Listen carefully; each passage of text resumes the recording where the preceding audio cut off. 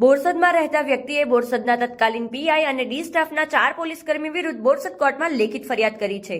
ફરિયાદમાં પોલીસે ઢોર માર માર્યાનો અને છૂટાછેડા માટે ટોર્ચર કર્યાનો આક્ષેપ કરાયો છે। કોર્ટ આ મામલે પેટલાદ ડીવાયએસપીને તપાસના આદેશ આપ્યા છે।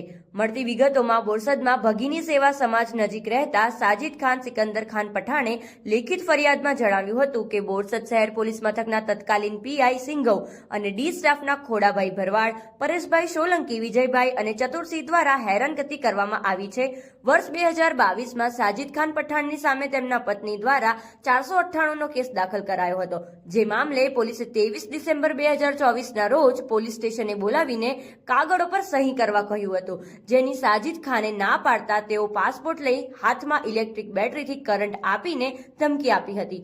ઉપરાંત 498ના કેસમાં હાજર થવા સમયે પોલીસે લાફા માર્યા બાદ તેના મિત્રોનો મોબાઈલ ફોન પણ પોલીસે લઈ લીધો હોવાના આક્ષેપ કર્યા હતા। આ સમગ્ર મામલે બોરસદ કોર્ટે પેટલાદ ડીવાયએસપી પીકે દિયોરાને તપાસના આદેશ આપ્યા છે।